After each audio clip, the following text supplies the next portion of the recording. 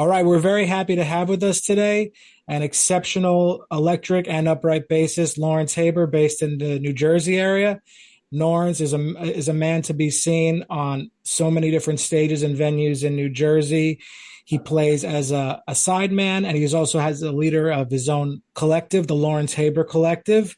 So he's someone that you should definitely if you don't know about him, you will know about him now. Absolutely. So, Lawrence, thank you so much for coming today to speak with me. Thank you for this opportunity. This is very exciting, and I think the world of you, man, and what you do. So, not to start off the Mutual Admiration Society meeting, but I appreciate that you're doing this, which I love. I love podcasts, especially music podcasts. Yeah, I just want to dive into your creative process. And I thought, actually, you play with so many different artists as a sideman, and you're also your own leader. But obviously, people see something in you as a bassist. The bass is such an important role in every genre, every band. What do you think it is about your playing, your approach, that you get? People call you and say, I'm definitely hiring Lawrence for this gig. What do you think you bring to the table that makes you stand out as a bass player? Yeah, so it's always like the $10 million question for me because of the amount of gigs I do. How do you get all these gigs, man? And it's a loaded question, so I kind of bucket it. When I think about it often. I kind of put it in buckets. And the first and the most obvious is just on the professional side, having a good reputation, which is there's a whole social part of that. For sure that a lot of people are unfamiliar with, just being cool, bringing good energy, being supportive, sometimes putting your own ego aside and even your own ideas aside, even if you know in your heart that they're good ideas, you really believe in them. Sometimes to do a job, because it is a job, when you're a sideman in particular, you have to put that to the side. And people appreciate that, whether they realize you did it or not. They especially the leaders, they feel that they get their vision is honored and their vision is service. But then there's the real work, and I can use an example. Just this weekend, I did an original show with two different singer-songwriters and their bands, and it was about 30 tunes that I had to learn and chart out and internalize and be comfortable with, so that they would be comfortable. And by putting in what probably amounted to 10 to 12 hours of time transcribing for this gig, led to a very nice message, not to pat myself on the back, from one of the band leaders, just saying, I appreciate the work that you do, the job that you do, and that you always do that. And thankfully, that person paid that compliment in a public forum. As people see that, and from a business standpoint, because I am a small business owner doing this, that word gets around, like, oh, he must know what he's doing because so and so said he did, and I can see it represented in the videos that people posted. So it's like a Yelp review or something for my bass playing. Yeah, so you put in all the time, like you said, like you made an effort to bring the music to the level that it deserves to be brought to, and there's a lot of work that comes in, but we obviously love what we do, and we wouldn't do it unless we absolutely loved it. When you're in a situation like that, like having to put in all of this work, when you're in the moment playing, do you still feel the same joy as if you were doing your own gig as a band leader, or does it feel like a job when it's like that, or are you still just like, I love what I do, this is it? Well, there's two levels. I still want to be like my heroes that I read about. I used to read Bass Player magazine from cover to cover, since I was a kid. And I always wanted, when I would read these articles about like the superheroes of electric and double bass, Ron Carter, Will Lee Sklar, I was like, well, okay, what they're saying, I guess I have to do if I want to be like these guys. And so they would invest themselves into the music and take it incredibly seriously and fake it till you make it. You may not like the tune, but when you get up there, if you really know it, you might just identify with the fact that you're the bass player and that you were chosen to do this thing. And that alone is a great joy. I mean, man, if I could go back to being a kid, a 15, 16-year-old kid, to have dreamt of these opportunities just to play any gig at all, and then to be able to do it on someone's original gig, that alone is inspiring. But for me, when I internalize material, I start to connect with it. And I start to own it a little bit, even if it's a cover band. You know, it's like, oh, cool, I know the bass part of this. I know the tone that's necessary. I know the parts. I know the feel. I understand what the lyrics are about. Even on a real kind of corny song. And you get into that. And then all of a sudden, you know, the short answer is yes. I almost, look, there's nights where I don't want to be there, you know, or I'm tired and it's a paycheck. But I still take a breath and say, okay, I am very grateful that I'm here doing this as opposed to not doing it, because so many people, especially these days, if you go down this hall, they're sidetracked. One of the things one of my good friends told me, was also a great teacher and player, Evan Marion, who's I think the world of. You know, he said what makes me different is I'm not just one of the guys on Instagram or TikTok playing bass. I love so many of those guys and girls. They're so inspiring to me. I learn so much from them. But he said what makes me unique in my little neck of the woods, I'm out there. Those guys would hypothetically rather do this than what they're doing. They'd rather leave the basement, leave the laptop behind, and stop doing content and actually get called to play. You know, so I when he said that to me, it really clicked. Like, wow, that's my unique journey that I have that others may not have. Certainly, the bulk of people doing what I do don't get to do as near as much as I've been blessed to do. So. Yeah, it's a difference. I mean, being out and about in the real world, playing for people and having that human connection there's nothing that, you know, really can replicate it. And, you know, you mentioned Evan, who, you know, was your instructor, and I'm sure he's, you know, instilled a lot of valuable lessons for you. And, you know, in this world that we live in, we connect with so many musicians, you know, some who are older than us, some who have more experience. And I'm just curious, what's the most unusual piece of advice that you ever received that actually turned out to be useful? There's so many. Verdine White from Earth, Wind and Fire. This is probably the lamest answer, but it just came to mind, so I'm going to spout it out. He always said, play great basses, gear. He was like, don't get things that inspire you. Like there's no value. You can't put a price tag on having something that you pick up, you know, your tool, and you go, yeah, let's go to battle with this today. And I remember it's a stupid quote. He's like, play great basses. Like don't like shortchange your instruments. Like there's this cliche, like, oh, I can make myself good sound on anything. To me, that's not true. I need the right things to play, or I struggle. You know, if I'm playing a 3-hour show, I don't want to struggle to get a tone. I want to get to my sound really quickly. So that was, I guess, something that maybe wasn't expected that came to my mind right away.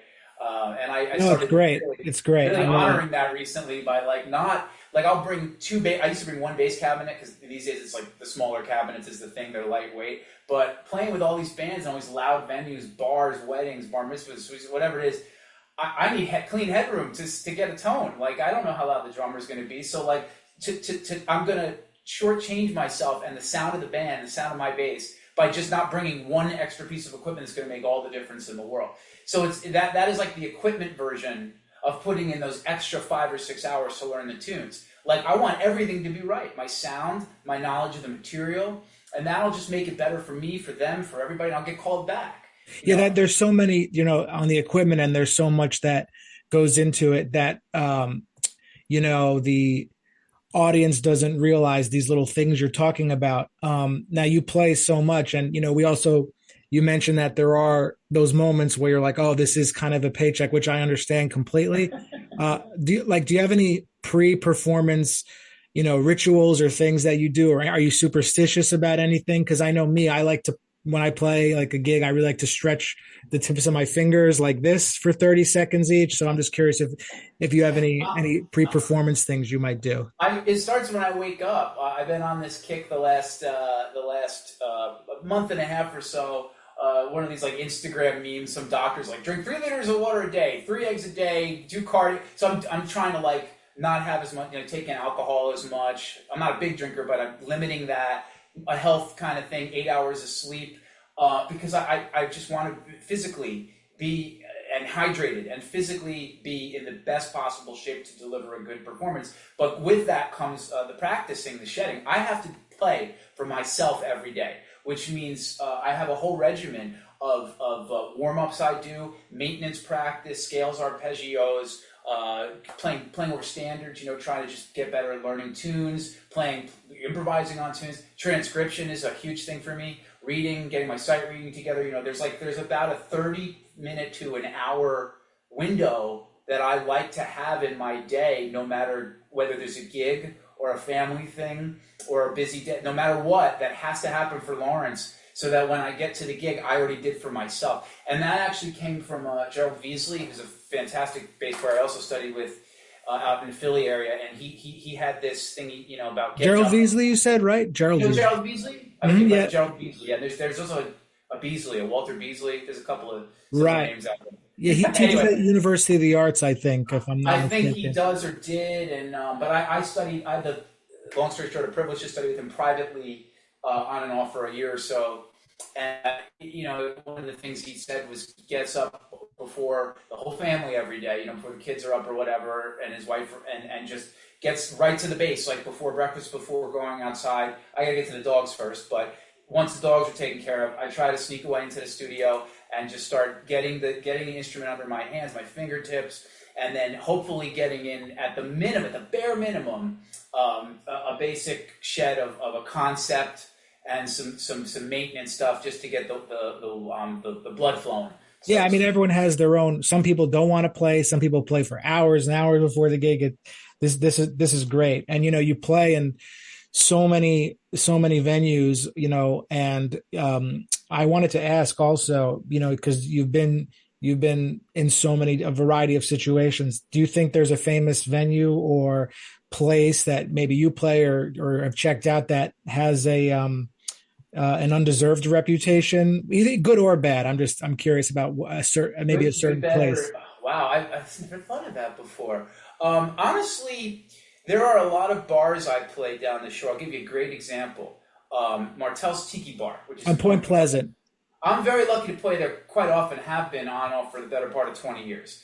And it's a big stage. They just recently have a new sound system, new PA. They cleaned up the stage. It's right on the water. It sounds great all the time. The sound guys go out of their way to allow that. You get a nice long time. There's lights. I mean, to be able to do that on a beautiful day in the spring or summer or early fall for an audience, I mean, like, what's better than that to me? I mean, is it famous? Is it Madison Square Garden? No, but to me, like, I know people in my community who say to me things like, "Man, I would love to play Martel's one day," and then I forget, like, oh my God, it's a landmark in this region. If you come from out of state, you may think, oh, it's Point Pleasant, New Jersey. That's like a famous part of New Jersey, and that's a stage that, much like Jenkinson's Pavilion, people who are musicians would like to play. No, it's that, you know what? Because I was a kid and I used to go to the Point Pleasant with my family. And even then, like when I was like really young, I used to see how the pier went out into the water. I'm like, wow, that's so cool. But I wasn't, I never. I myself staring.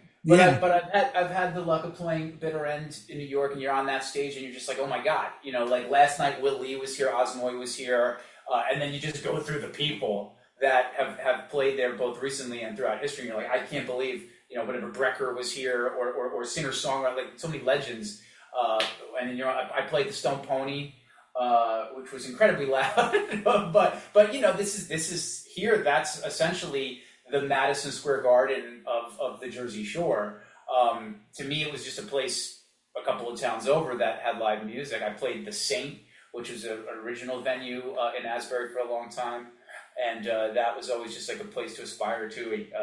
So I could go on, but the places I'm lucky to play in sort of a standard rotation, I don't take those for granted. Plus, they're allowing me the opportunity to play a consistent schedule of gigs. They're basically, okay, here's 20 times this year, every year, you're going to get to play music for people. I don't take that for, and you're paid for it well. So I don't take that for granted. Yeah, because I also wanted to ask you this because we all know that clubs or venues open and close. And it's almost like sometimes I feel like there's almost like this level of anxiety and that like, nothing is permanent sort of thing. So you think about this from time to time? I think about it to the point. I mean, I have a little anxiety and OCD as it is. So I always, I wonder about what happens if, place closes. So what I found is to give a little advice is variety. I book things myself when I'm not with the working bands I'm with. I always try to be in at least one really good working band situation. I found myself in a band, there are two recently, that I'm very, very happy to be a part of, and they're doing things the way that I like, both from a music and business standpoint. But then I also always remember that, it can end tomorrow, and I could be injured or otherwise sidelined. A band leader, every band ends. I always say the Beatles broke up. It's very hard to make it work. So I try not to assign my identity too much to being a gigging musician, because so much is not within the realm of my control. But it is something I value greatly. So what I try to do to keep that going is to just keep myself out there consistently, do a good job when jobs come about, and also have a little bit of my own, like this Lawrence Haber Collective thing, have a little bit of an eye towards when I'm not, in another working situation, another environment, again, we're just talking about gigs here. There's also many other things like writing and recording and jamming, so to speak, getting together with people. The networking, I guess that's really the topic I'm talking about, is the networking thing I found to be invaluable, having a lot of irons in the fire and a lot of relationships. Well, that's great. I mean, it's definitely, it helps. I'm sure that's a great thing for people to, your approach to thing. I mean, because it is something like, we this isn't a 9 to 5, and we do need to hear these things about, how do we truly think about that, impermanence, so to speak. So that's great. Yeah, and you have to remember, it is an artistic path. So that might not be for everybody. Some people just want to do what they do their way, and that's beautiful and wonderful. And some of the greatest artistic accomplishments in history are from that spirit. But if we're just talking about being a sideman, I do think sometimes the music business education artifice, system that's out there, especially at a higher academical, doesn't always tell a lot of players like, hey, if you want to get gigs, you're gonna where do you live? I live in this city. Okay, there aren't a lot of gigs in that city. So what kind of music do you want to play? Jazz. I want to be a sideman on electric bass. I want to be you kind of have to identify what it is you want to do, and that might be being in your room and just making music, and that works. Like Billie Eilish became a megastar doing that. Yeah.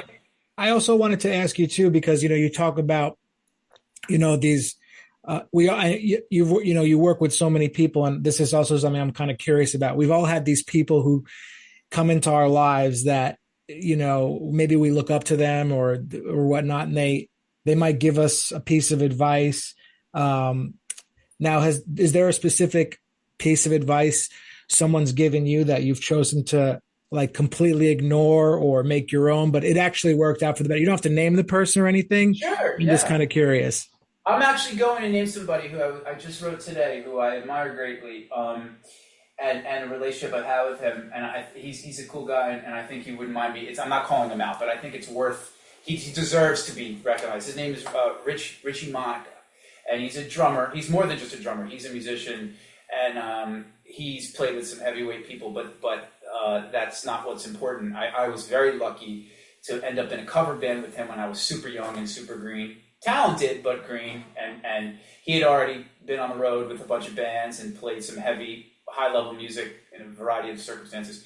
And I had this, relationship in my head with him that was, mentor, but that I wasn't sure if I was being, kind of musically hazed or something. But so many of his words have proven to be true. About just the craft and what's about time and sound and having a great tone and great time feel and so many things seem contradictory.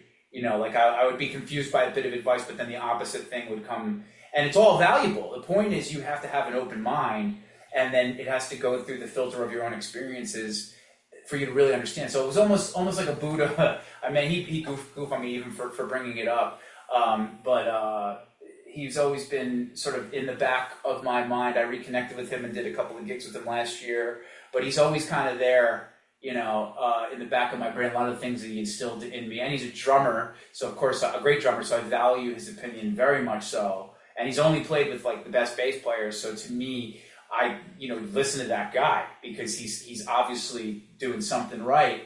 And if I want to be in those circles, I need to pay attention to what he has said. Yeah, I also wanted to ask you too because you know I want to I like this might be kind of an obscure thing is that Sure. let's if a psychologist were to watch you play or listen to your music just based through headphones or something, what do you think they would say about you, personally, maybe about your personality, or like do you think what do you think they would hear? That his musicianship is his piece and the one place where his frenetic personality can rest and get lost. I had somebody say something nice about my playing over the weekend, and it was very different from what I thought I sounded like. I mean, it'd be weird to like share a compliment. I feel it's a little narcissistic, but it's probably worth it for the purposes of our conversation. Which is, it said we were playing an acoustic combo, percussion, and then I was playing electric bass, singer-songwriter thing, guitar, no drums. So my bass was very prominent, both rhythmically and sonically. And this really great singer-songwriter came up to me. I've known him; he's heard me play many times. He said, I could really hear you today." And he's like, "You approach the bass like a cellist." He said, when you play, when you were filling in the spaces, which I guess means like the fills. He said you were very sensitive in the way that you added or did not add to the music. It was melodic and rhythmic and had a warm sound. So I wrote that all down because I take a lot of notes about things, especially music content. And I already forgot what your question was. But It's okay. This is great. This is great. I mean, but I never thought about it. And then the psychology thing. It's a wow. So like, did I sound relaxed? He was like incredibly like relaxed and in control. And I was like, wow. I'm usually like the uppity guy, the over caffeinated guy, like right now. 7. yeah, because I think like if a psychologist, if they, maybe just heard they might go like structure, you know what I mean? Like there's like he's like a type whatever A personality, he has to have, there's like a certain Yeah. structure behind it, but Okay. it's I mean like it is kind of a loaded question. And I also Yeah. talking about when he heard you play and he said that you sounded like a cellist. Now, I mean, what's the biggest risk you've ever taken in a performance, you think? Well, obviously, I slapped a million notes on people's songs when I first learned how to do that as a kid. So those were all risks that could have derailed me. Would you call Man, them, would you I'll call tell you. them, would they be mistakes or are they like just risks, you think? I think well, then those were mistakes. I did not know better. But I say the risk would be showing up to any performance not 100% confidence in the material. I mean that's a professional risk. But there are times I know I can dog it a little bit. I can hear basic chord changes and follow a drummer and follow cues. But it's a risk when even if you're playing with novices, they don't care your level is. They just want to be comfortable that the material that you're there, especially if there's people in the audience, right? So Definitely. showing up unprepared. But as far as the playing itself and the music itself, which is actually a little bit more of interest anyway than the career stuff, I think.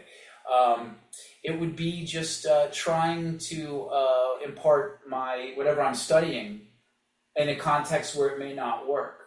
Like a great example would be I've been into this whole idea of lyrics, like having meaning to my choices. If I'm playing, fills, like they shouldn't be every 8 bars or 4 bars I play a bass fill, like a lot of drummers will do. It should be a context to the tune. If there's this, song about whatever it's about, love or whatever, like You're almost thinking like a drummer sometimes when you're doing those fills, like the same way a drummer would. yeah, That it's almost like a weird reflex. So I have to do something. I can't just play a groove. And I'm not saying that's altogether bad, but generally speaking, it's not good practice. You wouldn't do that on a record. You wouldn't just play a fill every 4 bars on a record if you wanted to get called back. So that would be a concept where I've been exploring that more recently. So I might play something that almost sounds out of context or comical, but it relates to a lyrical thing. And I've noticed people will like smile or something, almost as if they recognize it without realizing what they recognized. Like, I sang that thing and you just played it. You played something relative to the idea or the no, lyric. it's beautiful. I think, that's actually, I'm like, oh wow, like that he actually thinks that it would be almost like the way a drummer would do a fill. but this is great. I mean, this podcast is just getting started and everything. So we're definitely we have to do it again, Yeah, 100%. I But hope so. yeah, no, Anytime. I think that definitely people who want to have a career playing the bass will definitely gain a lot from this, because you work, you're fantastic, and Thank you. just thank you so much for doing it. We'll say a proper goodbye when I hit the record with the turn off button. But Lawrence, Yeah, thank you so much for doing this for thank us. you. I really appreciate it, and shout out to you, and to everyone that hires me and all the various brands that I work with. So. Beautiful, beautiful. Thank you.